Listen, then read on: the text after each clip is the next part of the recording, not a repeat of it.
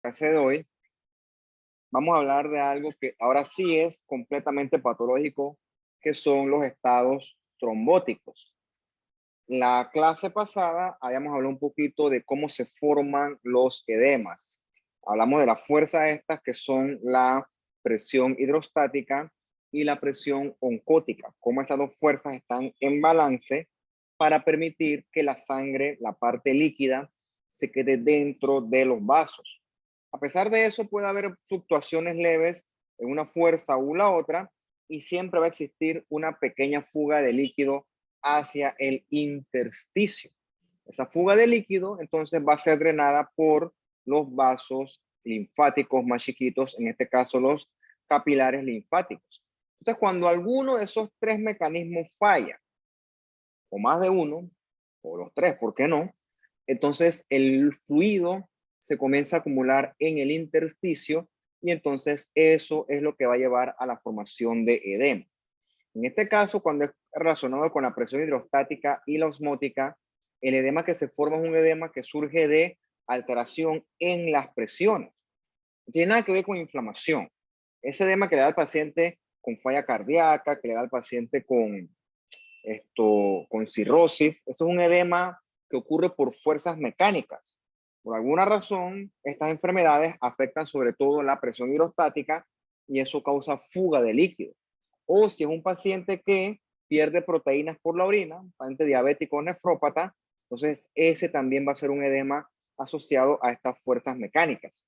Les hago énfasis aquí porque esos son los edemas que nosotros llamamos en términos generales un trasudado, que si tú analizaras ese líquido, eso es un líquido que va a ser limpio, ¿ok? Un líquido con bajo nivel de proteínas, bajo nivel de celularidad y bajo nivel de LDH, entre otras cosas. Ese edema es completamente distinto al edema que me puede dar, por ejemplo, a mí, si me da una neumonía y me complico. O, por ejemplo, es diferente al edema cuando tú le vas a sacar una, me acuerdo que me pasó, no estoy tratando de pensar lo que sea acorde a su carrera. A mí fueron a sacar una muela de las del juicio y me dijeron que no me moviera. Y bueno, pues yo me moví porque me dolió. De hecho, la peor experiencia que he tenido yo fue cuando me sacaron una muela del juicio. Yo no me acuerdo si el lado derecho o el izquierdo. Bueno, las dos fueron horribles, pero la última fue todavía más horrible porque tenía el trauma de la vez anterior. La cosa es que yo me moví y se me puso la cara así como si. Entonces, ese edema que se me formó allí, ese es un edema secundario a un proceso inflamatorio. Ese aumento de volumen ahí ocurre por lo que hablamos nosotros en la clase de la inflamación. ¿Okay? Cuando hay inflamación, en este caso es secundaria a un trauma, a una fuerza mecánica, en este caso, de que los mastocitos y compañía, et al, comienzan a bombardear un montón de histamina, principalmente, entre otros mediadores. Esos mediadores lo que hacen es agarrar los vasos y abrir los espacios interendoteliales. Esa apertura de estos espacios va a favorecer fuga de líquido al intersticio. Como por así decirlo, el vaso aumenta la permeabilidad. Y entonces eso es lo que permite la fuga de líquido al intersticio. Ese edema es totalmente diferente al edema que discutimos en la clase anterior. Entonces, este va a ser un edema, el que estoy hablando ahorita, un edema tipo inflamatorio. ¿Okay? En ese edema, mi presión hidrostática y la coloidosmótica está perfectamente bien. Este es un edema que es por fuga de líquido debido a inflamación. Por lo tanto, ese va a ser un líquido rico en leucocitos, rico en proteínas. Y si fuera por una causa infecciosa, ponte que eso se me sobreinfecta eso que puede pasar, ponte que me mandaron a comprar antibióticos y a mí se me fue la onda porque estaba demasiado pendiente de mi dolor y no lo compré y se me sobreinfectó eso. O sea, aparte va a estar rojo, me va a doler, va a estar caliente, voy a tener yo manifestaciones sistémicas, fiebre, malestar general, todo lo que repasamos en la clase de la inflamación. Entonces, ese líquido ahora también va a tener encima de todo, puede tener microorganismos. ¿Okay? Hasta cierto punto, chuso, Dios no quiera, hasta purulento, si yo permito, si soy lo suficientemente negligente. Entonces, esta pequeña introducción se las he hecho para que usted sepa los distintos tipos de edemas que se pueden formar, así bastante resumido. El limpio, que es el trasudado, y el inflamatorio, que es el exudado. Bien. Luego de esa clase, yo les grabé la segunda parte por un tema de tiempo que no me dio y hablamos, bueno, hablé yo pues, sobre la hemostasia, que en condiciones normales la sangre corre en nuestros vasos de forma líquida, ¿ok? Y solamente esa sangre va a coagular cuando existe un estímulo de por medio. En este caso, el estímulo más lógico es la lesión vascular. O sea, cuando hay lesión vascular, nuestra sangre, gracias a los plaquetas, factores de coagulación, etcétera, que se deben revisar en la clase anterior, eso favorece que entonces se forme el coagulito y eso entonces va a sellar el defecto. Ok, por si yo no tengo lesión vascular, mi endotelio va a tener mecanismos antitrombóticos. El endotelio tiene un perfil antitrombótico. O sea, el endotelio, cuando no hay lesión vascular, la sangre está fluyendo, valga la redundancia, pues en forma líquida. Entonces, si yo comienzo a coagular sin lesión vascular de por medio, eso sí es patológico, eso sí es anormal. Entonces, eso es lo que nosotros vamos a hablar el día de hoy cuando hablemos sobre los estados trombóticos y el tromboembolismo. Mira que ahí, cuando estaba revisando las diapositivas, les eliminé la parte del shock, porque me puse a ver que yo llevo ya como 4 cursos dando esa clase y en verdad eso eso es más de medicina. La verdad que no se cumplen objetivos hablando del shock porque es una cuestión que tú tienes que ver al paciente, ver las variables y la verdad es que eso yo creo que no, en este curso pues no cumple no tiene objetivo en este curso ahorita mismo, me he dado cuenta que no cala, así que creo que era mejor eliminar esa parte para enfocarnos con más calma en el temita de la trombosis, porque ya de por sí esto tiene su volumen, y se le agregamos lo otro, pues la clase puede que se ponga un poquito bastante tediosa. Entonces vamos a hablar esto. ¿Qué pasa cuando cuando el individuo, por qué está coagulando sin una lesión vascular de fondo? ¿Por qué? Eso es anormal. Bien.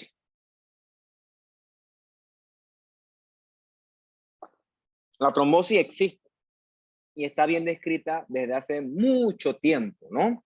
Es la tendencia a que yo coagule, a que yo forme coagulación, ¿ok?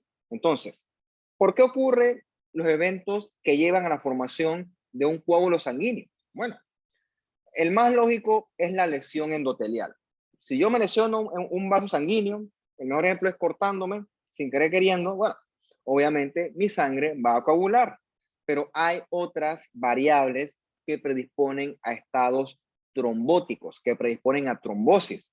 Por ejemplo, cuando el flujo sanguíneo es anormal, cuando el flujo sanguíneo es turbulento, eso predispone a un estado de trombosis. Un ejemplo de esto, o turbulento, o que el flujo sanguíneo se queda quietecito.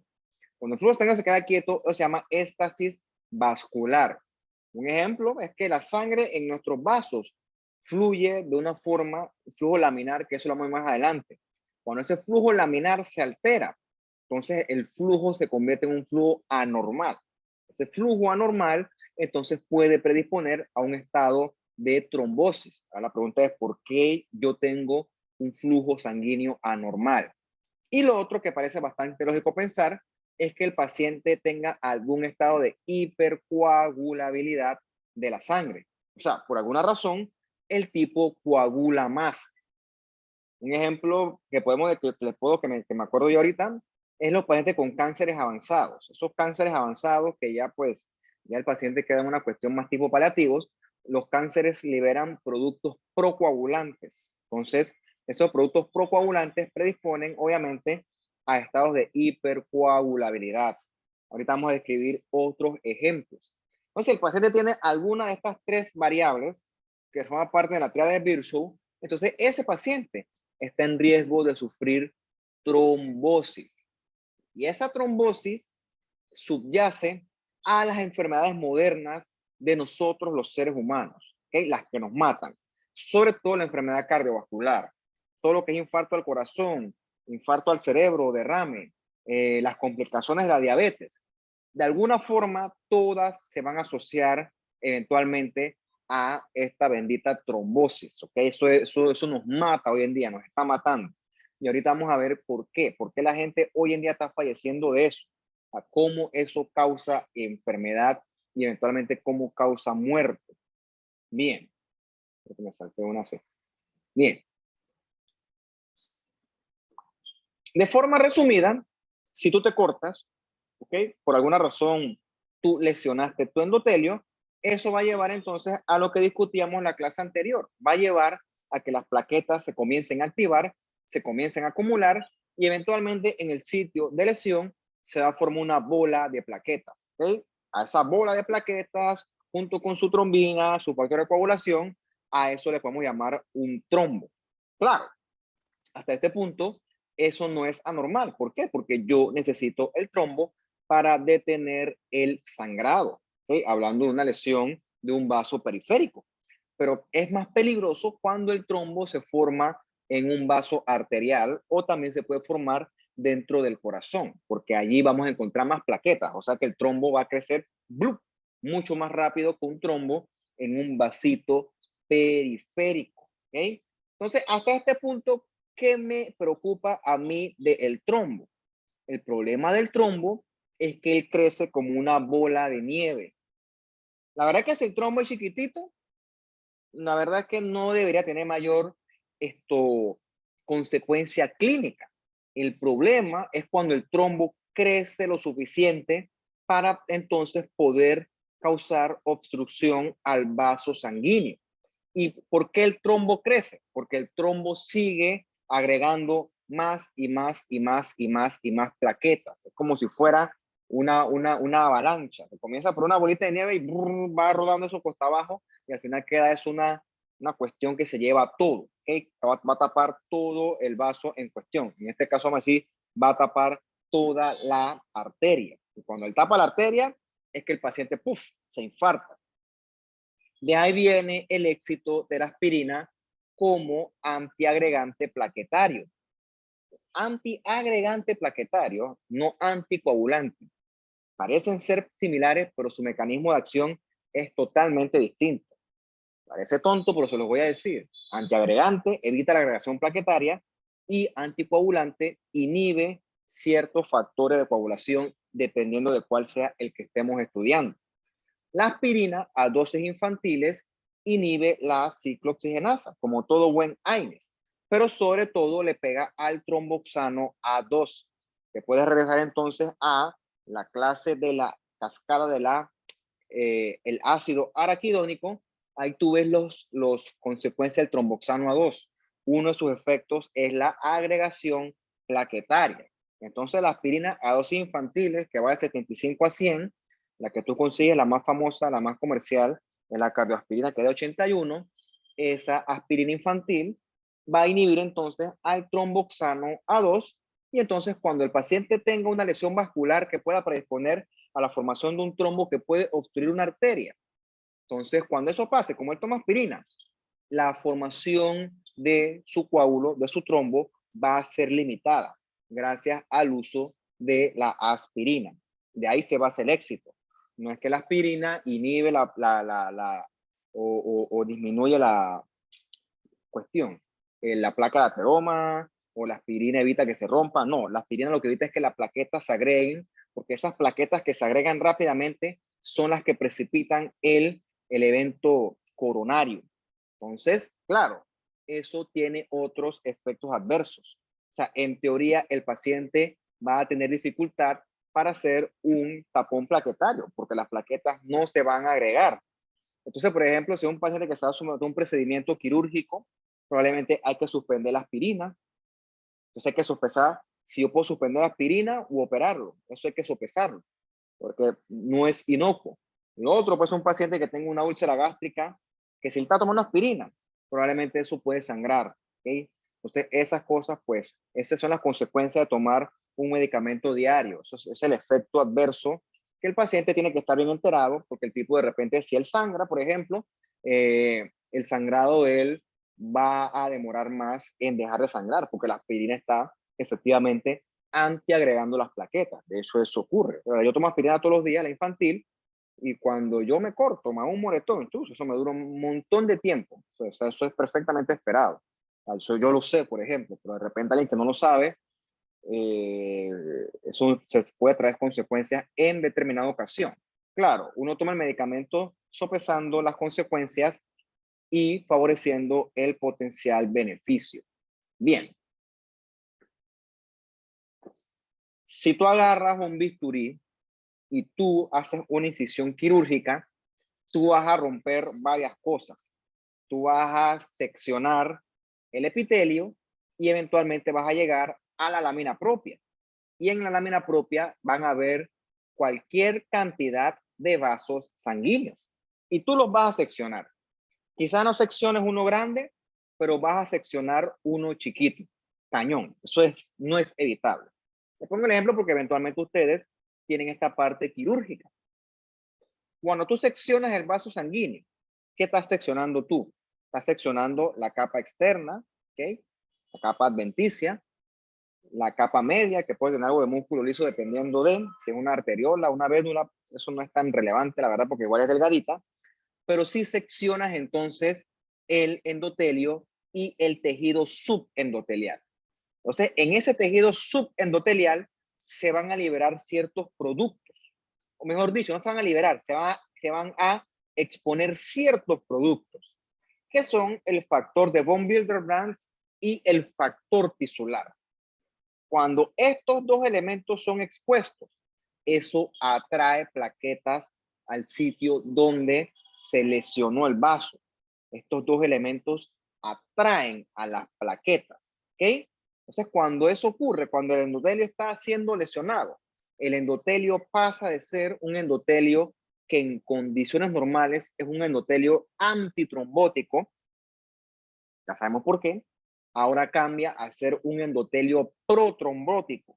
¿Por qué? Porque ese endotelio quiere formar un coágulo sanguíneo para detener el sangrado. Ese cambio también se llama activación endotelial. En este caso surgió porque hubo una lesión tisular secundaria a una incisión quirúrgica. Es un trauma, lo que pasa es que es un trauma controlado. Pero lo mismo puede ocurrir si el paciente se infecta, si el paciente está expuesto a algún tipo de veneno, toxina. O sea, cualquier cosa que lesione, lesión celular, en este caso que lesione el vaso, va a ocasionar esto. ¿Okay? Cualquier cosa, cualquiera de estas causas, va a gatillar el estado protrombótico del endotelio. Entonces, como dice la palabra, protrombótico. Es un endotelio que está a favor de la trombosis. Entonces, él va a tener cambios procoagulantes. Un cambio procoagulante es que el tipo va a expresar menos trombomodulina. La trombomodulina favorece la anticoagulación. Entonces, si tú se la quitas, ¡fum! Entonces el tipo entonces va a favorecer que se exprese constantemente trombina. Es un factor procoagulante porque también favorece mayor actividad de la plaqueta. Y también entonces, como yo estoy en un perfil procoagulante, voy a tener procoagulación y los factores anticoagulantes, el endotelio los va a inhibir. También va a tener ese endotelio efectos antifibrinolíticos. Recuerde que la fibrinolisis, como dice la palabra, es la destrucción de la fibrina. Esos son procesos que son para moldear los coágulos, para disolver los coágulos. Entonces, cuando el endotelio está protrombótico, cuando está activado, esos eventos son detenidos, ¿ok? O sea, el tipo es como si, por ejemplo, cuando tú, qué sé yo, qué se me ocurre a mí, algo que disuelva, algo que sirva como un solvente. Potasa, pues como la potasa. Ponte que se tapó el baño en tu casa y tú tienes un tuquito de potasa. Tú le echas la potasa y la potasa por una reacción química que la verdad es que yo no sé cuál es, disuelve todo lo que está ahí, una base tan potente que todo lo quema y ¡boom! Todo se disolvió, todo lo que estaba obstruyendo el baño. Entonces, si tú quieres liberar el baño, tú quieres disolver todo lo que está ahí. Entonces tú estás prodisolviendo, si es que se dice así. Pero si tú no usas la potasa en este caso, lo que está obstruyendo las tuberías del baño nunca se va a disolver. Entonces lo que hace el endotelio es que él no va a disolver nada, ¿ok? Va a tener efectos antifibrinolíticos, o sea que va a favorecer la formación de los coágulos. Dice que se forma el trombo, que se forme, que se forma. Entonces esos son efectos que va a tener un endotelio activado, o sea, un endotelio protrombótico. Bien, el otro elemento de la triada de Virchow es el flujo sanguíneo anormal y la éstasis vascular, que sobre todo sería éstasis venosa. Vamos a ir desarrollándolo uno por uno. ¿Qué ocurre? La sangre, déjame que me tiene que ir acá.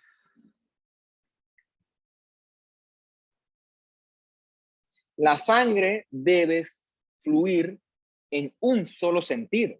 Como tu corazón late, las arterias llevan la sangre hacia la periferia. ¿Ok? Centrándonos simplemente ahorita mismo en la circulación arterial.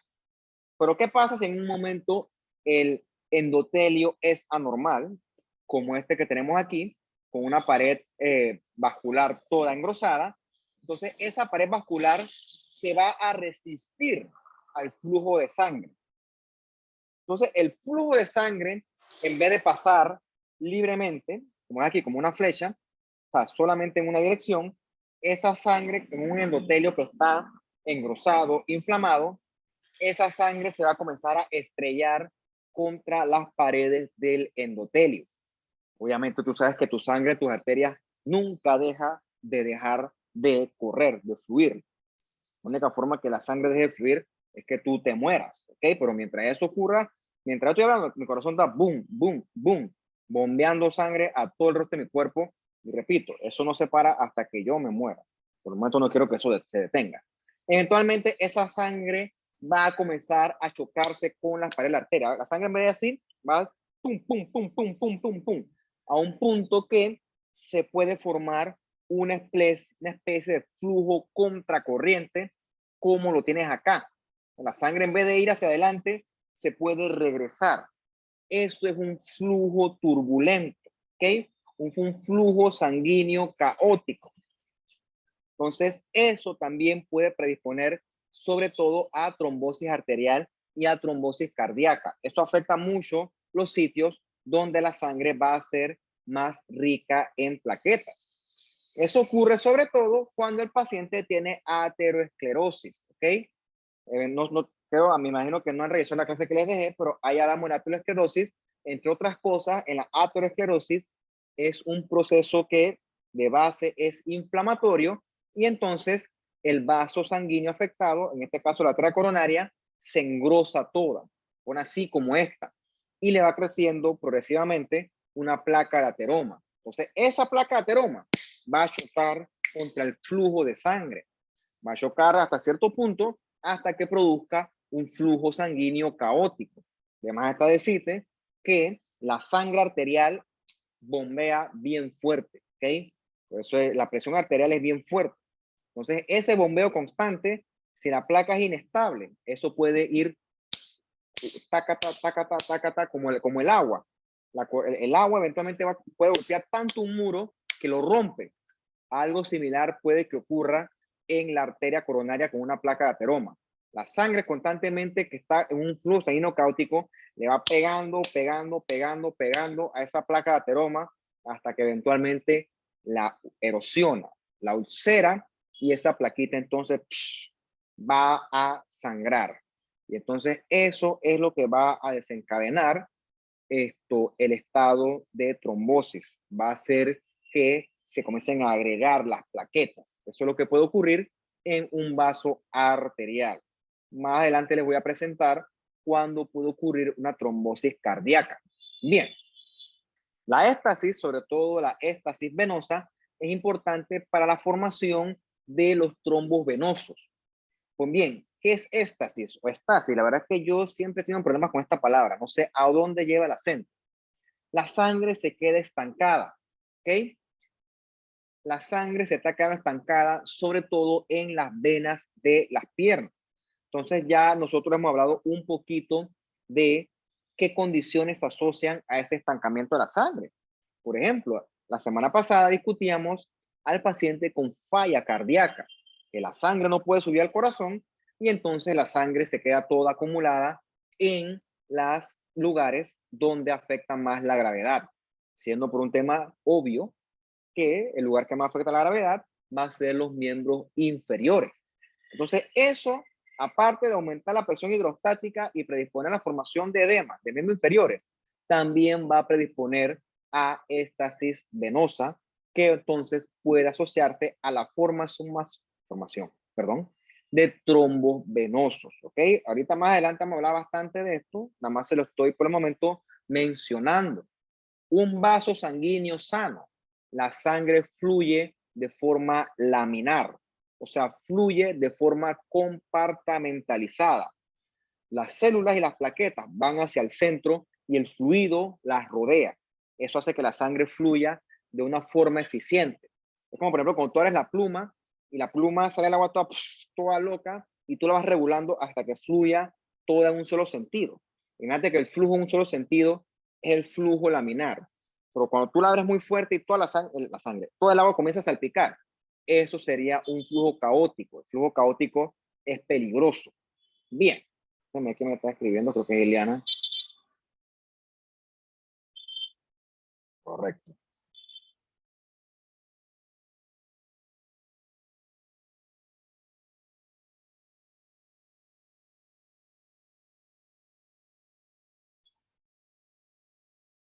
Ok, cool. Qué bonito. Bien. ¿Qué hace la éstasis vascular o el flujo sanguíneo turbulento? En un principio, pues, no tiene mayor efecto, pero el problema, acuérdate, es que lo que está causando esto es algo crónico. Por lo tanto, el daño aquí va a ser acumulativo. En un inicio, se va a cambiar al endotelio a su estado procoagulante. Habiendo dicho eso, ¿cómo es ese cambio? Ese cambio de anticoagulante a procoagulante se hace porque en el endotelio se da un perfil que hace que se expresen genes que codifican proteínas, en este caso procoagulantes. Es una cuestión a nivel genético. ¿Ok? Entonces, esto se da porque hay cambios en el flujo sanguíneo. Bien, también, como por ejemplo cuando ves acá, ¿no? Este debe ser el flujo sanguíneo normal en una vena, en un solo sentido. Pero como discutíamos en la clase pasada, las valvulitas venosas pueden con el tiempo comenzar a fallar y más si se suma esto a otros factores como obesidad, sedentarismo, una actividad física, etc.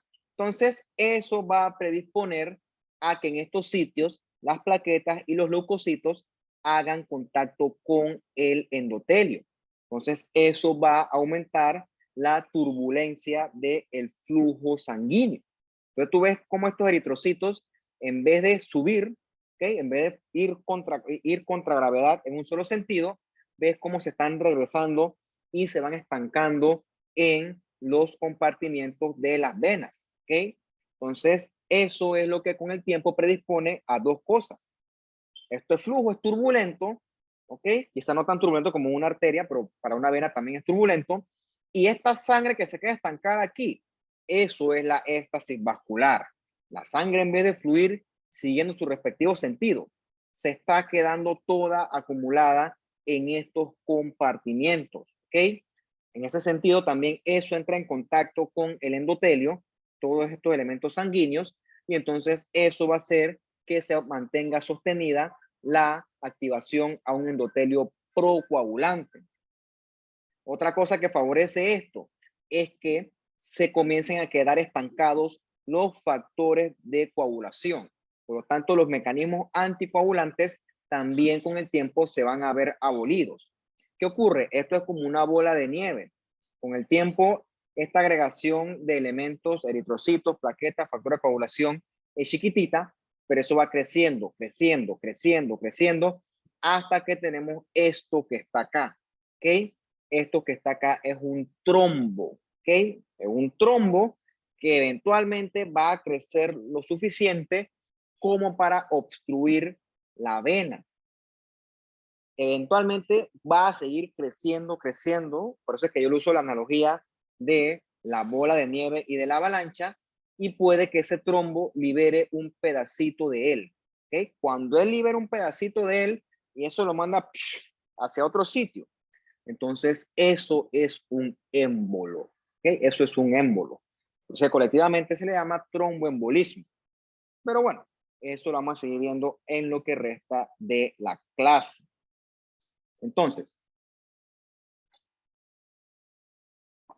Ya hemos puesto algunos ejemplos de cómo el flujo sanguíneo turbulento y la éstasis vascular puede predisponer a la trombosis. Por ejemplo, mira esta arteria que está aquí esquemáticamente. La arteria está ocupada hasta cierto punto por una placa de ateroma. Obviamente, esta placa de ateroma, eso achica la luz de la arteria. Y por esa luz achicada, entonces la sangre va a tener más dificultad para poder pasar. Eso va a generar un flujo sanguíneo turbulento. O sea, la sangre va a pasar con mucha más fuerza. Eventualmente eso puede ulcerar la placa y entonces ahí viene entonces la formación del trombo. Un paciente que se infarta, un corazón infartado, significa que hay fibras musculares cardíacas muertas. ¿Ok? La fibra muscular cardíaca muerta, en este caso secundaria a lesión celular por isquemia, no será lesión, ya será muerte celular por isquemia, la fibra ya no va a latir, obviamente. Dependiendo de qué tan grande sea el infarto, tú vas a tener una región del corazón que no va a latir. Y si el corazón no late, la sangre se queda estancada, ¿ok? Y si la sangre se queda estancada, dependiendo de qué tanto tejido sea el afectado, eso te puede predisponer a la formación de un trombo, en este caso un trombo dentro del corazón. Eso ocurre por un tema de éstasis. El otro escenario que ocurre es la fibrilación atrial. Solamente para hacérselos así de resumen, porque esto sí es un poco más de medicina, en la fibrilación atrial, la aurícula izquierda va a latir en un ritmo que los libros describen como un ritmo anormalmente anormal. Entonces, esa fibrilación atrial se ha descrito que la aurícula puede latir hasta 400 veces por minuto. O dicho de otra forma, 400 veces por segundo. Vamos a hacer el cálculo para ver. Si una aurícula late 400 veces por segundo, quiere decir que esa aurícula va a estar latiendo de 6 a 7 veces por segundo. O sea, en un segundo la aurícula late 6 a 7 veces. O sea, el latido ese va a ser tan rápido que eso no va a ser una contracción eficiente. ¿Ok? Prácticamente un corazón, una aurícula que late tan rápido no late, no se contrae. Prácticamente vibra, prácticamente hace esto 400 veces. Entonces, en este sitio, la sangre no está fluyendo. ¿Por qué? Porque esta vibración es como si prácticamente la aurícula no se moviera. Como que vibra prácticamente la aurícula. Y entonces, en este sitio, ¿ok? En este sitio la sangre se va a quedar estancada. Entonces, el paciente con una fibrilación atrial con el tiempo, secundario a éstasis vascular, puede hacerte un trombo dentro de la aurícula izquierda. ¿Qué ocurre? Eventualmente la aurícula puede latir. Y cuando la aurícula late, ¿qué tú crees que va a pasar con el trombo ese? Bueno, lo va a aventar al ventrículo izquierdo y de ahí eso va a viajar al resto de la circulación. Y ese trombo, a donde sea que vaya a parar, que ya va a ser un émbolo, va a obstruir. Puede llegar a parar en una arteria del cerebro y está bien descrito los SB secundarios a una fibrilación atrial, que esta es la razón por la cual yo tomo aspirina, porque a mí me dio esta fibrilación atrial hace 2 años, en agosto del 2020. Ya ni me acuerdo, me alegro que eso haya sido hace tanto tiempo. Pero bueno, eso es una razón, eso es una arritmia que se asocia a éstasis vascular y a potencial formación de trombo. Bien, la anemia falciforme, de forma resumida, los eritrocitos son anormales. Los eritrocitos no se pueden deformar y no pueden pasar adecuadamente por los vasos más chiquititos que son los capilares. Entonces esos eritrocitos se van a comenzar a hacer como una bola de nieve en los vasitos y eso va con el tiempo, puede ocurrir que obstruyan el vaso. Y obviamente esos pacientes cuando obstruyen el vaso, los tejidos que se quedan sin sin aporte sanguíneo, usted sabe lógicamente ya hasta este punto del curso que allí va a haber lesión tisular con eventual muerte por isquemia. Y no contento con eso, también eso predispone a estados de éxtasis vascular y de trombosis. No contento con eso. Hasta ahí se los dejo porque yo sé que ya esto pues es mucha medicina. Pero bueno, pudiéramos hablar de la endema falciforme, pero digo, en 2 horitas a la semana, pues lamentablemente el tiempo no me alcanza para tanto. Bien, lo otro que puede ocurrir es que por X, Y o Z motivo, cuando digo X, Y o Z motivo, puede ser cualquiera de estos que está acá, unas cosas raras, pero pueden ocurrir. Estos eventos llevan a que el paciente tenga un estado de hipercoagulabilidad. O sea que el paciente tiene tendencia a coagular. Por supuesto que eso va a predisponer tanto a trombosis arterial como a trombosis venosa. Hay ciertos eventos raros donde el paciente tiene mutación de los factores de coagulación que hace que estos coagulen más. Afortunadamente, pues, son raros, pero hay ciertos pacientes que sí están en riesgo de sufrir estados de hipercoagulabilidad, como las embarazadas, el paciente encamado y un paciente en un vuelo prolongado. Vamos a ir desarrollando estas variables que son bien interesantes. Bien, por ejemplo, que esto se discutió mucho cuando estaba de moda, porque aparentemente era eso, era una moda, porque ya nadie habla de eso, cuando se discutió el temita este de las vacunas del COVID y los eventos trombóticos. Entonces, salieron ciertas evidencias para tranquilizar a los antivacunas, diciendo que los anticonceptivos orales se asocian a mayor riesgo de trombosis que cualquiera de esta vacuna contra el COVID. Y que por lo tanto tú no veías a la gente alborotada, porque los anticonceptivos orales dan trombosis, o no es que dan trombosis, perdón, eso está mal dicho, predisponen a la formación de trombos. No digan que yo que da trombosis, porque eso no es cierto, sino que se asocian a estados protrombóticos. Eso es cierto. Los anticonceptivos orales son hormonas que alteran el ciclo ovulatorio y que, por ejemplo, algunos un mecanismo que hagan es que la paciente no ovule. Y si la paciente, no es paciente, en este caso es si la mujer, porque no es que está enferma, no ovula, ¿okay? Sin óvulo es imposible que haya embarazo. ¿Okay? Eso se usa manipulando las hormonas. La verdad es que yo no voy a entrar en detalle con eso porque pues eso es una ciencia por sí sola. Eso ya de ginecología, infertilidad, etcétera. Yo nunca me he sentado a leer los mecanismos de acción de los anticonceptivos orales. ¿Por qué? Porque eso pues sinceramente no forma parte de mi carrera, de mi trabajo. Pero lo que sí es cierto es que en los tiempos de antes, cuando existían estos anticonceptivos, que la gente, en este caso las mujeres, los rechazaban porque tenían muchos efectos adversos. Sobre todo muy famoso era el aumento de peso, ¿okay? Que después dijeron que eso se asociaba a retención de líquidos. Estos anticonceptivos iniciales, orales lo de un principio, tenían mucha hormona, ¿okay? La dosis hormonal quizás era excesiva, obviamente, ¿no? Eran los anticonceptivos pilotos. Entonces, estos anticonceptivos sometían a la paciente a un estado hiperestrogénico. Entonces, cuando el paciente está en un estado hiperestrogénico, el estrógeno, aparte de tener efecto a nivel de el ciclo ovulatorio, de los ovarios, etcétera, también tiene efectos a nivel del hígado. Entonces, el hígado de esta paciente, de esta individua, de esta mujer, no sé cómo le quieran decir, tenía tendencia a sintetizar mayor cantidad de factores de coagulación.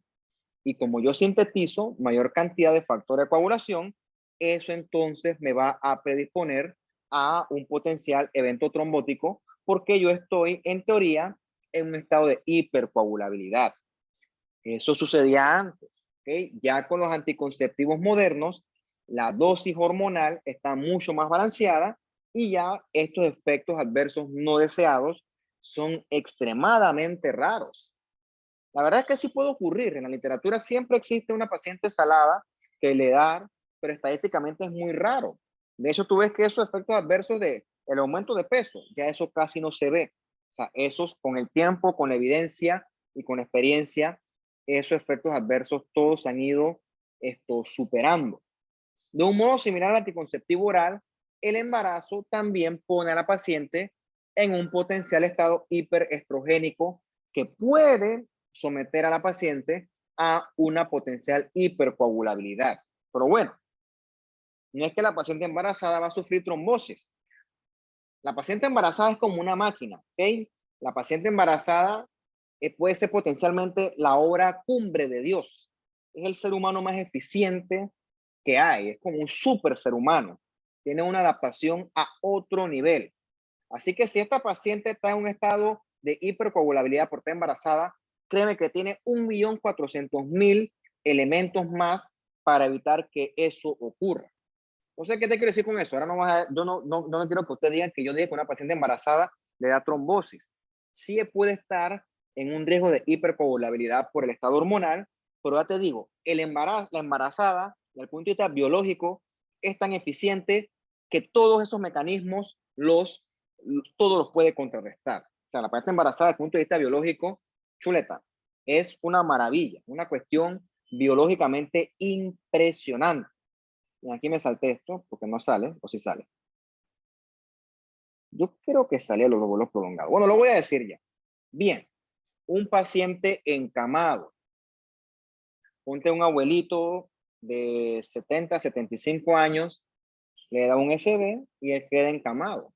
El encamamiento, entre otras cosas, va a predisponer a éstasis vascular, va a predisponer también a estados de hipercoagulabilidad asociados con los factores de coagulación, etcétera. Entonces, este paciente está en riesgo. Por eso es que ese paciente hay que estar haciéndole movimientos, hay que estar sentando fuera de la cama, porque el paciente, pues definitivamente, su sangre se está quedando estancada en los vasos sanguíneos. Entonces, parece que a ese paciente hay que favorecerle cambio de posición. Vuelos prolongados, si no lo es adelante, se lo voy a hacer al final. Yo creo que me estoy adelantando las diapositivas. Vamos a seguir el orden, ¿no? Por eso, porque con el envejecimiento también el paciente encamado, encima de envejecido encamado, también puede tener mayor tendencia a la agregación plaquetaria. Por eso que los abuelitos, digo, no es que lo vas a poner a correr una maratón, ni lo vas a llevar al Parque Omar para que el tipo haga 3 vueltas corriendo. Pero aunque sea, oye, que vaya a la tienda, que se siente fuera de la cama, no tiene por qué estar encamado todo el día. Estar encamado todo el día en un paciente con tendencia a trombosis es peligroso, ¿ok? Por eso que tú ves que los pacientes hospitalizados hay que darle terapia, mejor dicho, profilaxis antitrombótica. Darle profilaxis antitrombótica porque esto es una realidad. Un paciente que está mucho tiempo encamado, como un paciente hospitalizado, ponte que por una cirugía grande, es un paciente que está en riesgo de sufrir alguno de estos eventos. Entonces, se toman medidas profilácticas antitrombóticas, como por ejemplo utilizar anticoagulantes, o también al paciente se le ponen unas medias neumáticas, unas medias que se inflan y se desinflan, y eso imita de forma mecánica la contracción de los músculos y eso favorece el retorno venoso. Bueno, que a los que han ido a los hospitales las han visto, unas medias que hacen que se inflan y se desinflan. Pues sobre todo se ven los pacientes que están en cuidados intensivos. Y como siempre, para variar, el tabaquismo y la obesidad, ¿en qué no están metidos? ¿No? La enfermedad que tú menciones, el tabaquismo y la obesidad están por ahí siempre haciendo bronca. Se asocian, ponle el nombre, factor de riesgo tabaquismo, y por ahí casi que correteándola, la obesidad. Bien. Vamos a entrar ahora entonces un poquito ahora sí de las cuestiones patológicas. Bien, el trombo se puede formar virtualmente en cualquier parte del sistema cardiovascular, venas, arterias y hasta dentro del corazón. Un segundito. Bien, entonces recordemos que los trombos arteriales sobre todo se van a formar donde el flujo sanguíneo es caótico y donde hay lesión vascular, como por ejemplo una arteria coronaria con una placa de ateroma, mientras que el trombo venoso se da en sitios donde hay éstasis vascular, como en las venas, sobre todo las profundas de las piernas. ¿Ok? Entonces, ¿cuál es el problema? Un trombo, por un tema en la dinámica de la sangre, eventualmente se puede desprender y tiende a migrar hacia el corazón. Vamos a hablar más de eso cuando hablemos del tromboembolismo. Ahora de cuando el trombo se desprende y viaja, ¿ok? Eso se llama un émbolo. Bien, esos émbolos son causa importante de muerte. Por lo general, cuando un paciente tiene una muerte súbita, hay que descartar, hasta que se muestre lo contrario, que ese paciente sufrió un tromboembolismo. Es un tromboembolismo, un émbolo que subió hasta el corazón derecho y llegó hasta la arteria pulmonar. Y allí lo obstruyó.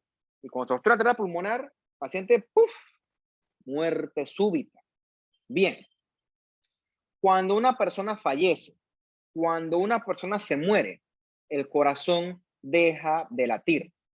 Y cuando el corazón deja de latir, toda la sangre se queda estancada en los vasos sanguíneos.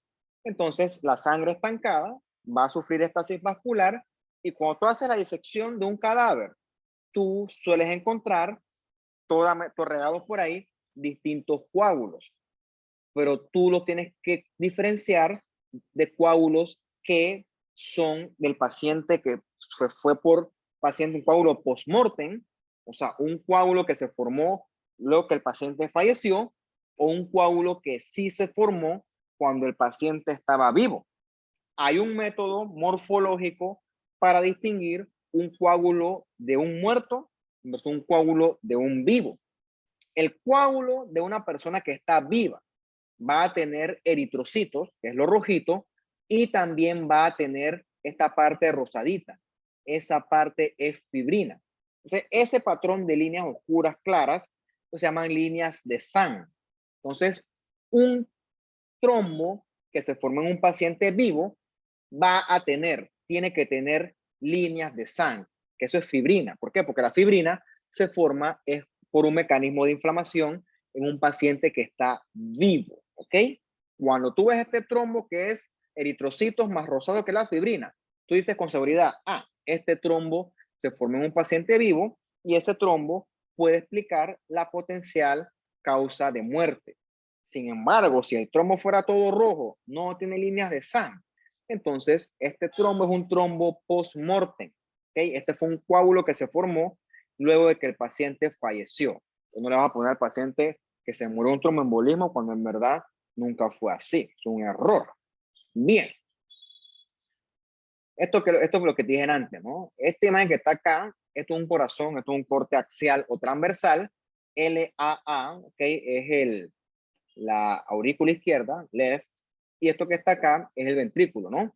Y ves aquí cómo está la aurícula ocupada por esta masa, por esta bola. Esta bola es un trombo, ¿ok? Entonces, esos trombos que se forman dentro del corazón también le llaman trombos murales.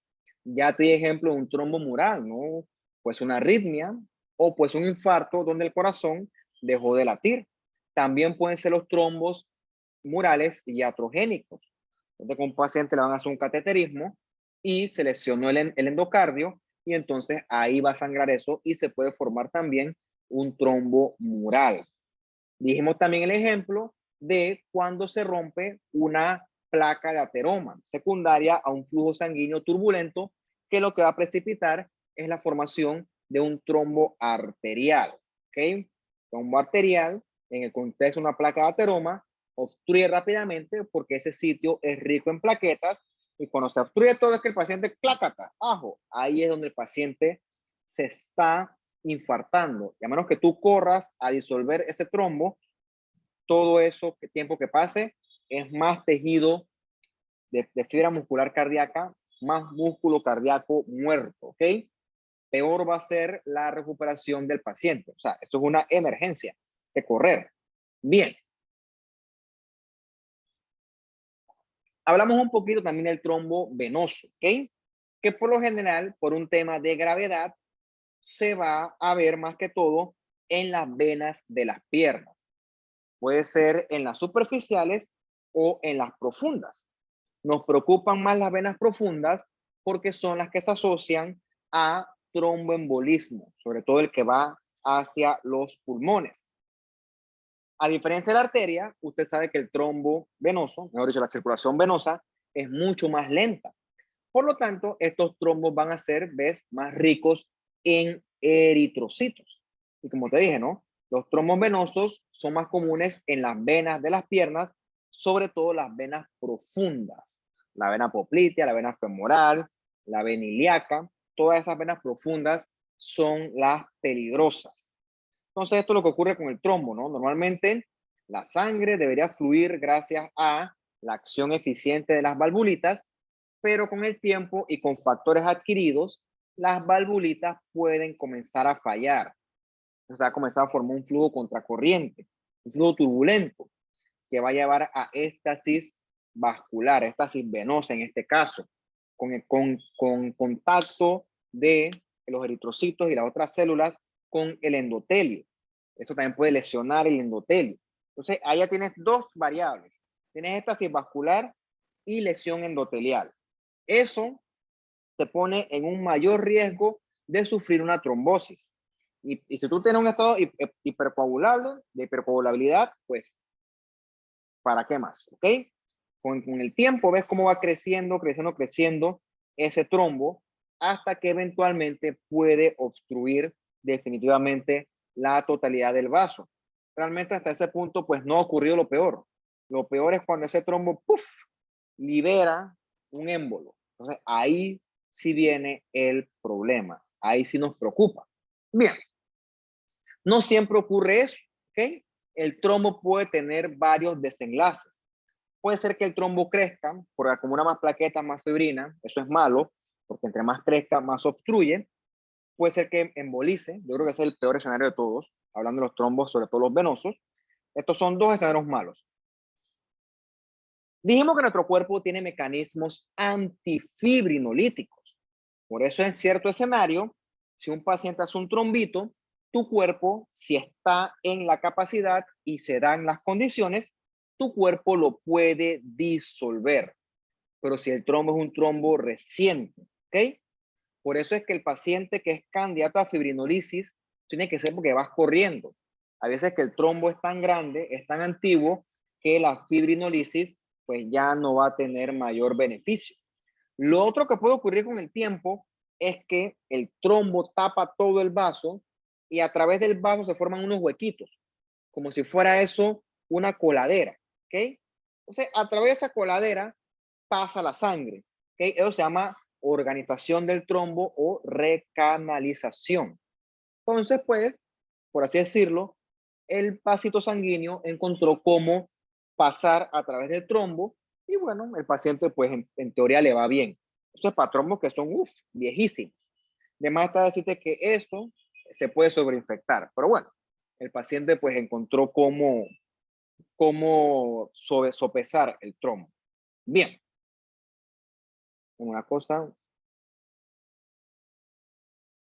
vamos a llegar hasta aquí ante la pausa.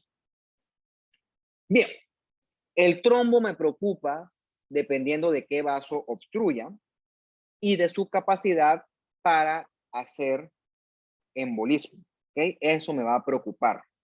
En el caso del trombo venoso, un trombo venoso va a obstruir la vena. Una vena obstruida va a ser una vena con mayor presión hidrostática.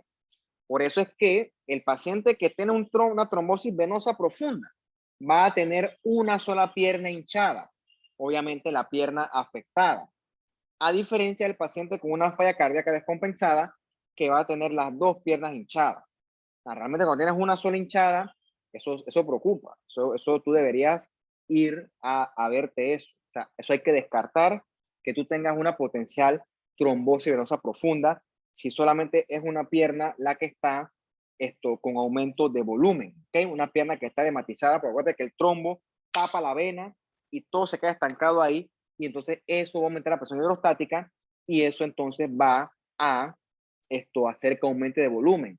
También puede doler el miembro afectado y también se va a congestionar eso, porque acuérdate que la congestión es un proceso pasivo. Ocurre porque la sangre venosa toda se está quedando estancada. El problema de esto no es la pierna afectada, ¿ok? El problema es que si eso está ocurriendo, si tú le das chance, eventualmente ese trombo, ¡puf!, va a soltar un émbolo. Y ese émbolo, si tú le das chance, va a llegar a el pulmón. Los trombos arteriales ya te los definí, ¿no? El trombo arterial eventualmente se liberan, emboliza y a donde sea que vaya a parar va a causar estrago. En el caso del trombo arterial, el escenario que más se asocia con él es la enfermedad aterosclerótica, ¿ok?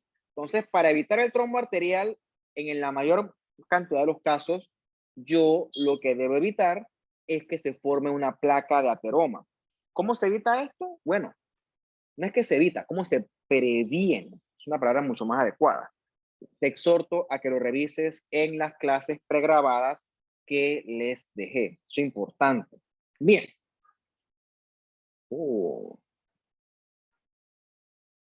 Intensa, Eliana, pero está bien.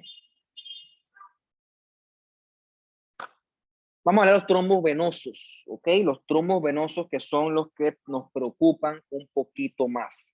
Se pueden formar tanto en las venas superficiales como en las venas profundas. Las venas superficiales no nos preocupan tanto porque en este sitio es raro que se forme un émbolo, ¿ok? Estos trombos tienden a no realizar o a no formar émbolos, pero sí provocan daño a nivel local. Esos trombos son los que se asocian a la formación de varices venosas. ¿Qué ocurre? El trombito está obstruyendo y las venitas superficiales se están quedando ingurgitadas de sangre, ¿ok? Eso es lo que provoca con el tiempo esas varices venosas. Como también hay aumento de la presión hidrostática ahí, puede haber aumento de volumen con edema y congestión. También se puede obstruir el flujo venoso a la piel y eso con el tiempo es lo que se asocia a las infames úlceras varicosas que aparte de ser dolorosas se pueden sobreinfectar. Son úlceras que son de difícil manejo, son necias, por así decirlo. La que sí nos preocupa es la trombosis venosa profunda que se desarrolla en la arteria, en la vena femoral, en la vena poplitea o en la vena ilíaca, que son las venas profundas de la pierna, del miembro inferior. Estos sí son peligrosos porque pueden y van a embolizar. Eso sí lo que nos preocupa. ¿Ok? Entonces, con el tiempo, eso puede obstruir el vaso y puede también el miembro afectado aumentar de volumen. Claro, lo bueno es que yo me dé cuenta que tengo una pierna hinchada. Cuando yo veo eso, bueno, yo puedo ir a un hospital y si yo tengo algo de fondo, me lo pueden corregir a tiempo. Pero ¿cuál es el problema? La mitad son asintomáticos y el paciente va a debutar con el tromboembolismo pulmonar. Esa es la trastada de esto, ¿no? Si todos estos eventos fueran bien sintomáticos, se pudieran detectar a tiempo y entonces pues no quedaríamos nosotros debutando, nosotros no, pues el paciente debutando con un tromboembolismo per se como tal. Entonces, esto es lo que ocurre en los escenarios de trombosis que es de venas superficiales. ¿Ves cómo están las venas aquí gordotas, ingurgitadas, aumentadas de volumen? ¿Por qué? Porque estas venitas están manejando mayor volumen de sangre del que están capacitadas para manejar. ¿Por qué? Porque más arriba probablemente hay una venita que está obstruida y entonces no permite el flujo de sangre. Y la sangre se queda acá abajo. Tiene esas venas varicosas que están así todas dilatadas, todas regurgitadas. La varice, ¿qué es desde el punto de vista anatómico? En este caso, patológico. Eso es patológico, ¿no? Es que la vena, ¡puf!, aumenta de volumen en función de que está manejando mayor cantidad de sangre. Entonces, el trayecto de esa vena se vuelve tortuoso. ¿Okay? Entre otras cosas, pues tampoco es estético, pero bueno, lo bueno de esto es que estas no se asocian a eventos tromboembólicos. Lo que sí es que eventualmente se pueden ulcerar y te generan estas úlceras venosas vasculares que son de difícil manejo. Aparte que esto duele bastante y es muy molesto para el paciente. Pero bueno, la que sí preocupa es esta trombosis venosa profunda. Se ve que cuando el miembro afectado, ves cómo está el trombo tapando toda la vena. Acá abajo, toda la sangre se está quedando estancada. Eso va a aumentar la presión hidrostática, entonces va a comenzar esta vena a fugar líquido. Eso va a hacer que la pierna aumente de volumen, la pierna se hinche, ¿ok? Eso va a favorecer éxtasis vascular y también va a favorecer un estado de hipercoagulabilidad. Bien, ¿qué paciente está en riesgo de hacer este evento? Paciente con falla cardíaca, ¿sí? Porque el paciente con falla cardíaca está con mayor riesgo de éxtasis vascular, al igual que un paciente que está encamado o un abuelito que está inmovilizado. Paciente que no moviliza la sangre de la pierna, se puede hacer con mayor facilidad un trombo venoso profundo, ¿ok? ¿Cuál es el problema? Mira, aquí está lo que está diciendo. El paciente encamado, los músculos no están ordeñando la sangre de las venas. Por lo tanto, la sangre se queda estancada y si eso se suma a otros factores como un estado de hipercoagulabilidad, es altamente probable que se forme el trombito. Paciente que está gravemente enfermo, una cirugía grande, un paciente quemado, aparte también de tener lesión vascular, también puede tener aumento de liberación de factores procoagulantes y mayor síntesis de factores de coagulación. O sea, es un paciente que tiene al menos dos variables de la triada de Virchow. Hablamos también del embarazo. En el embarazo sí está descrito que hay cierto riesgo de mayor desarrollo de trombosis venosa profunda. Por ejemplo, ¿por qué la paciente embarazada, por qué se le hinchan las piernas? Bien, porque esa paciente embarazada, el útero está creciendo. Entonces, ese útero que crece desplaza a las estructuras que están en su vecindad. Una de esas estructuras que está en su vecindad son las venas profundas grandes abdominales.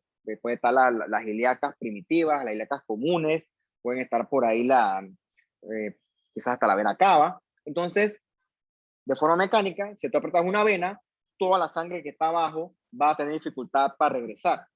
Entonces, eso hace que eventualmente aumente la presión hidrostática y hace que los pies se pongan como unos tamales. ¿Cómo corriges eso? Elevando los miembros inferiores. La paciente se acuesta, sube las piernas y eso favorece el retorno venoso y eso alivia parte de los síntomas. En el embarazo eso es perfectamente esperado, ¿no? Eso va a predisponer a éxtasis vascular. También hablamos porque ahí puede tener un potencial estado de hipercoagulabilidad, porque hay un estado hiperestrogénico que predispone a mayor síntesis de factores de coagulación a nivel del hígado. Entonces, eso se asocia hasta cierto punto a riesgo de trombosis venosa profunda. También ocurre esta cosa rara que es la infusión de líquido amniótico. Eso es rarísimo, por suerte, pero eso lo vamos a discutir más adelante. Y ya te hablé de los cánceres avanzados que liberan moléculas procoagulantes. Bien, este fue el que discutimos en antes, ¿ok? El trombo cardíaco, que es cuando en la fibrilación atrial la aurícula no late, ¿ok? La sangre se queda estancada, eso es éxtasis vascular, y aquí todo ese estancamiento de sangre se puede coagular, puede formar un trombo mural que eventualmente se puede liberar y va a viajar y puede llegar a parar inclusive a una arteria del cerebro y ahí se asocia a un SB, en este caso un SB isquémico. ¿Por qué? Porque esta arteria se va a quedar corta de flujo sanguíneo. Ya hablamos bastante sobre la aterosclerosis y cómo se asocia entonces a la formación potencial de trombos que predisponen entonces a a que se dé un infarto en el corazón. Esto lo mencionamos, así que pues después se lo leen con calma. Bien, hay otro evento más grave que es el paciente críticamente enfermo, que es la coagulación intravascular diseminada. Paciente gravemente enfermo está en un estado proinflamatorio, un estado proinflamatorio, anormalmente inflamatorio, y el paciente va a tener activación de los factores de coagulación. ¿Ok? Entonces el paciente va a comenzar a coagular de forma anormal. ¿Qué ocurre? El paciente al mismo tiempo se va a consumir todos los factores de coagulación y entonces un paciente que al mismo tiempo sangra, pero también coagula. Entonces eso es una cuestión que es difícil de manejar, pero bueno, eso se ve en pacientes críticamente enfermos. La verdad es que eso es de cuidados intensivos y que mejor se quede allá. Bien, vamos a tomarnos unos 2 minutos aquí, que sean 4, para entonces hablar esta última parte del embolismo.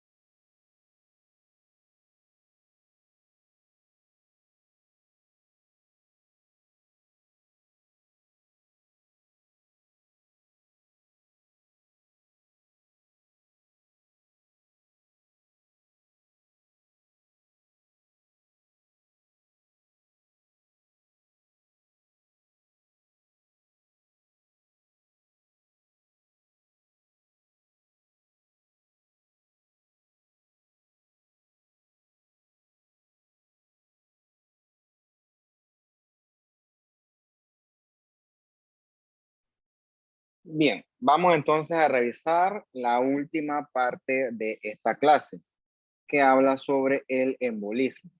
Bien, esto que está aquí a la derecha, esto es un pulmón, ¿ok? Esto aquí, chocolatito, es el tejido pulmonar como tal, y esto que está aquí es la arteria pulmonar, o sea, tú la disecas y la abres, y entonces nos encontramos con esto que está aquí.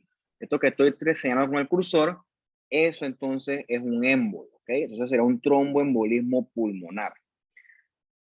Hay que resaltar un concepto importante. Un émbolo, en el mayor porcentaje de los casos, es un trombo que se desprende. O sea, es un coágulo sanguíneo que viaja por la sangre siguiendo su ruta hacia el corazón.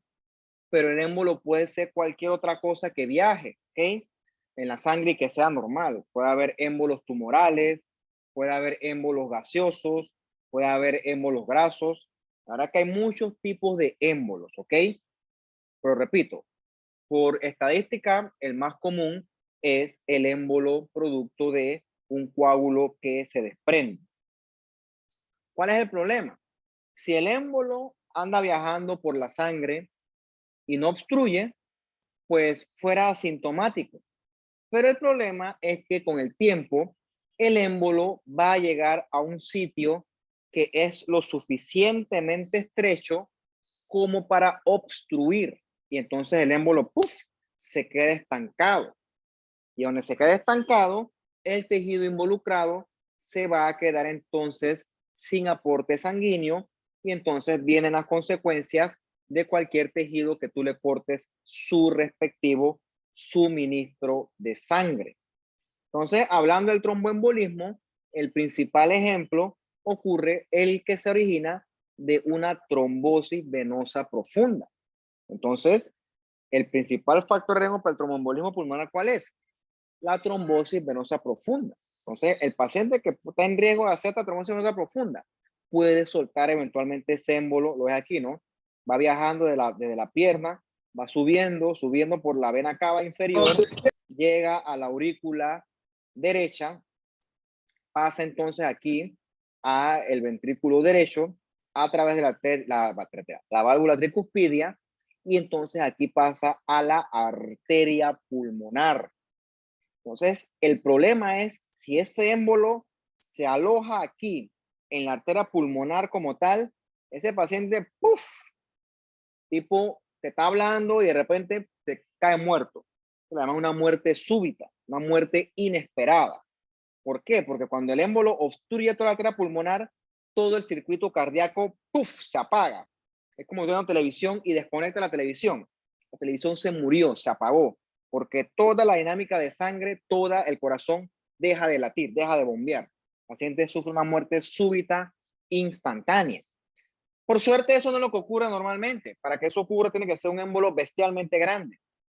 Por lo general, los embolitos son chiquititos y lo que hacen es que se alojan en vasitos más chiquititos, ¿ok?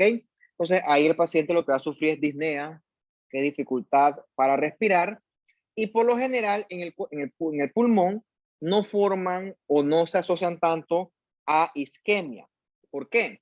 Porque en el pulmón, si yo obstruyo este vasito de acá, yo tengo otro que me suple sangre, ¿ok? O se llama que en el pulmón hay bastante circulación colateral. Por lo tanto, el pulmón es un tejido que es relativamente resistente a la isquemia porque existen muchos vasitos colaterales. Pero sí, lo que me preocupa es que eso, puff, crezca lo suficiente el émbolo como para que obstruya la arteria pulmonar y entonces ahí entonces el paciente sí está en riesgo de fallecer. Eso sí es un problema. Bien, otro tipo de émbolo es el embolismo graso. Por lo general se asocia a la fractura de un hueso grande, como por ejemplo el fémur.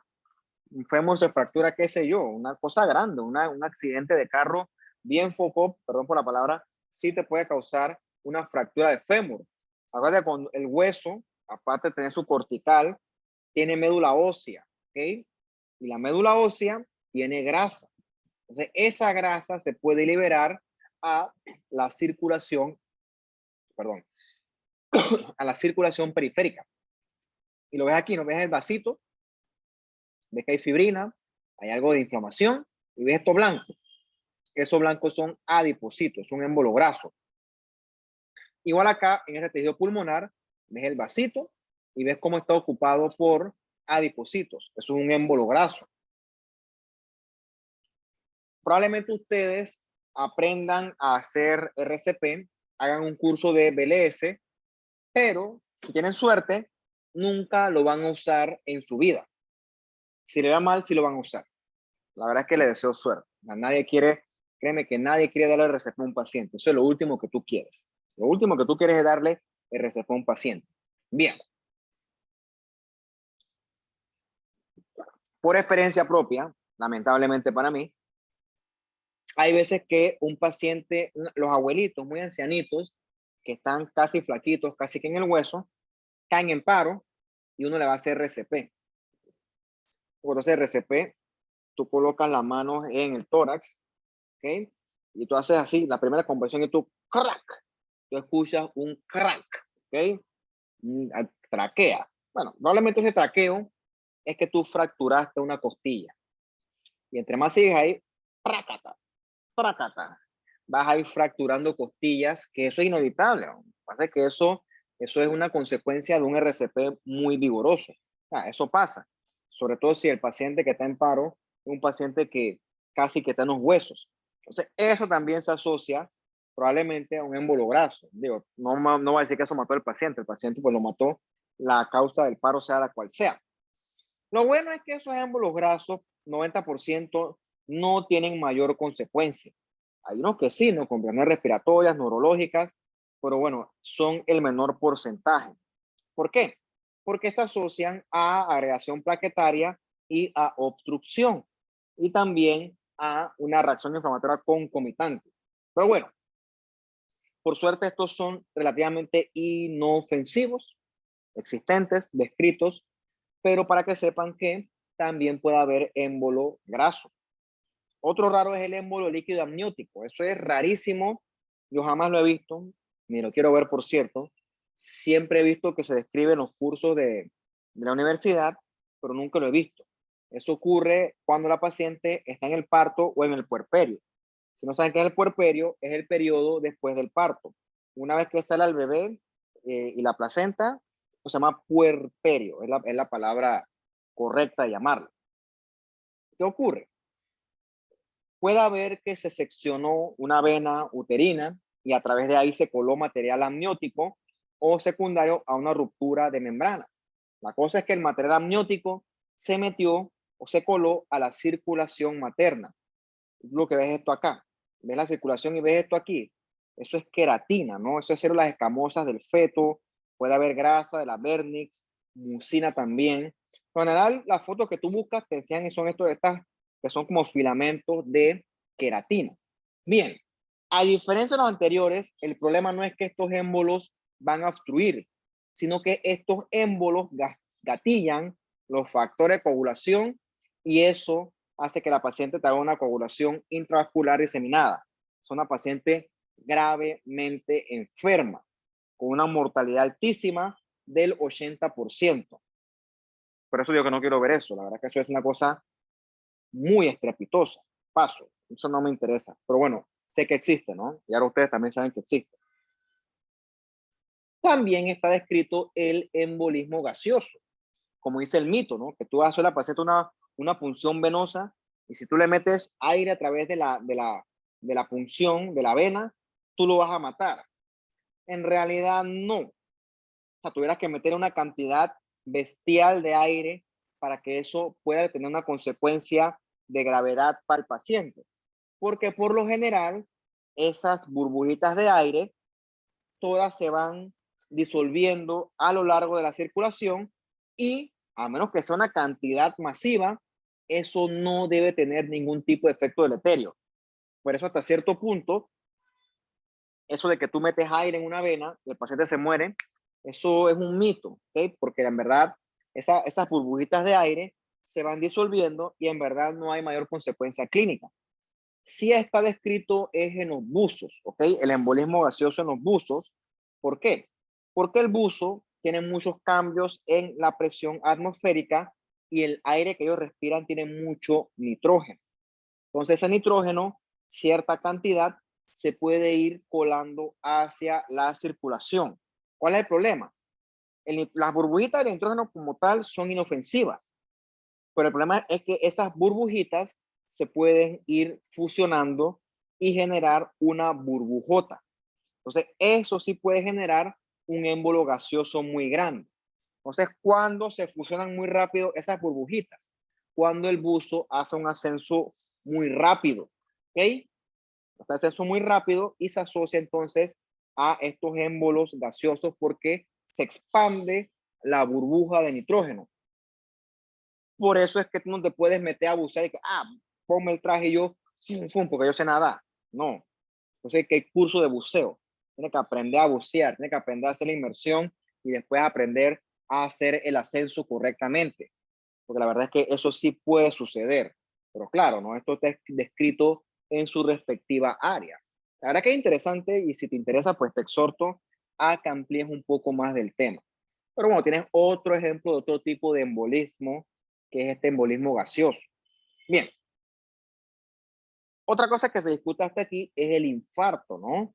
Como este cerebro aquí, ves cómo está desviada la línea media. Pues esto es un corte axial, un corte coronal del cerebro, perdón, que ves cómo se desplaza la línea media. ¿Por qué? Porque el infarto ocupa espacio. ¿Por qué? Porque el infarto genera una reacción inflamatoria y la reacción inflamatoria genera aumento de volumen por la razón que usted conoce bastante bien ya, y entonces eso va a hacer que se desplace, o sea, que porque hay aumento de volumen del tejido afectado. Entonces dijimos que los infartos, sobre todo el cerebro y el corazón, ocurren secundario a una obstrucción arterial. Y esta obstrucción arterial ocurre secundaria a una trombosis. Y esta trombosis ocurre secundaria a un flujo sanguíneo caótico que con el tiempo genera lesión vascular. ¿Ves cómo todas estas cosas se interconectan como si eso fuera una cadena? El paciente diabético, la puedes preguntar a ti, pero el diabético, sí, tiene aumento del azúcar en la sangre. ¿Y qué es lo que hace ese azúcar? Bien, en los cursos que son más extensos, yo me tomo el tiempo de dar una clase entera de diabetes. Si la quieres escuchar, está en mi canal de YouTube, perfectamente libre. La verdad es por un tema de tiempo, ahí no puedo hablar de eso. Mira que llevo 1 hora y media hablando, ya no puedo hablar de diabetes porque eso serán 2 horas más. El azúcar de forma crónica es tóxica a los tejidos, ¿ok? Sobre todo a los vasos sanguíneos. Con el tiempo, el azúcar genera algo que se llama microangiopatía y macroangiopatía. O sea, que afecta vasos chiquitos y afecta vasos grandes. Bien, un vaso afectado más un vaso donde el flujo sanguíneo va a ser entorpecido. Son sobre todo vasos arteriales. Entonces, el paciente diabético va a tener dificultad en el flujo sanguíneo arterial. No dificultad, sino que va a tener alteración. Entonces, eso lleva a una menor irrigación eventual de los tejidos periféricos, sobre todo la extremidad distal. Entonces, como ahí llega menos sangre con el tiempo, eso es lo que predispone a la formación de esos famosos pies diabéticos, esas úlceras que no curan. Entre otras cosas, no curan. ¿Por qué? Porque el flujo sanguíneo arterial es deficiente y por lo tanto, cuando se forma ese evento infeccioso primario, la inflamación es deficiente. Y con inflamación deficiente, nunca va a ser posible la curación o la derrota de un agente infeccioso. Bien, los infartos, desde el punto de vista morfológico, van a tener distintos cambios dependiendo de la cantidad de hemorragia que tengan. Pueden tener infartos rojos, que son ricos en sangre, o infartos blancos, literalmente como este que está acá, que son infartos pobres en sangre. Lógicamente, el infarto rojo ocurre en un tejido que es rico en eritrocitos, como un tejido que ocurre secundario a isquemia por obstrucción venosa, como en el pulmón, que a pesar de que hay obstrucción, la sangre sigue llegando. O sea, un sitio donde hay circulación colateral. Esto es distinto en órganos como por ejemplo un riñón. En el riñón hay circulación terminal, o sea que la sangre pasa one way. Si tapas ese vaso, ya no hay otro que haga el trabajo. Por lo tanto, esto blanco que ves acá es un infarto que va a ser pobre en eritrocitos, es bien delimitado, que puede trazar una línea perfectamente lo que divide el infarto, y también puede tener algo de fibrina. Te retomamos las clases anteriores, ¿okay? También es un infarto en un riñón. Retomamos las clases anteriores. Estos infartos, desde el punto de vista microscópico, van a tener una apariencia de necrosis coagulativa, ¿ok? Como si fuera el fantasma de lo que alguna vez fue célula, siendo el cerebro la gran excepción. El cerebro te hace una necrosis licuefactiva. Entonces, ¿qué pasó con eso? Caray. Entonces, este cerebro que está acá, esto es necrosis licuefactiva. Entonces, obviamente el infarto va a depender de qué vaso se obstruyó y qué tejido fue el afectado. ¿Ok? Repito, no es un infarto en el pulmón, un infarto en el corazón, que definitivamente un infarto en el cerebro. Estas variables, el sitio anatómico, la velocidad de obstrucción, todas esas son variables que van a determinar el potencial desenlace de este infarto. Por ejemplo, si el paciente desarrolló circulación colateral, el tejido va a ser más tolerante al infarto. ¿Por qué? Porque el vaso obstruido, la sangre llega por otro lado y por lo tanto ese tejido va a tolerar mejor el infarto. Por eso es que los riñones o el vaso que tienen circulación terminal no toleran bien el infarto, porque si se obstruye el vaso, ya la arteria obstruida ya no tiene de dónde sacar más. Por supuesto, también es importante la velocidad de la obstrucción. Si es un vaso que se obstruyó súbitamente por un émbolo grandísimo, entonces pues ya eso no da chance de nada, no da chance de hacer o desarrollar circulación colateral y eso se va a obstruir súbitamente. Y definitivamente es importante cuál es el tejido afectado. O sea, si la neurona es la que sufre isquemia, eso es dramático. Por eso es que los derrames, como siempre les digo, son dramáticos. ¿Por qué? Porque es que la neurona no tolera nada a la isquemia. 3 minutos y ya esa neurona se murió. Y entre más tiempo pase, va a ser más neurona muerta. Igual el músculo cardíaco tolera un poquito más, pero no mucho. 20 minutos, 30 minutos. Mientras que el fibroblasto sí es bien resistente a la isquemia. Mira este corazón acá todo desguañingado, vuelto una chancleta. Ves aquí, esto es un corte axial. Ahora sí, un corte axial, ahora sí. Ventrículo izquierdo, ventrículo derecho. ¿Ves estas zonas que se ven así blanquitas? Unas chocolates. Son infartos en distintos tiempos de evolución. Ves que el agudo probablemente corresponda a tejido de granulación. El subagudo ya está en un proceso de reparación. Y entonces este que está sanado, ya es infarto, esa área que murió fue reemplazada por tejido fibroso, literalmente por una cicatriz de tejido de colágeno, tejido conectivo. Bien. Oye, fue más largo esto de lo que esperaba. Imagínate que estuviéramos hablando del shock, es intolerable. Pero bueno, está bien, no está mal. A ver, ¿tienen preguntas, dudas o comentarios?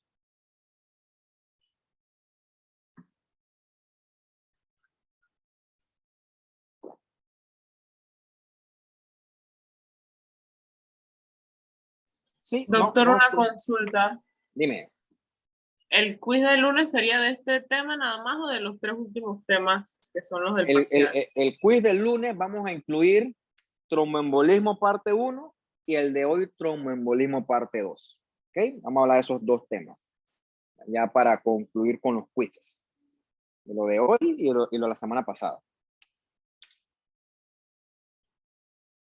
Ok, gracias. Vale. ¿Qué más?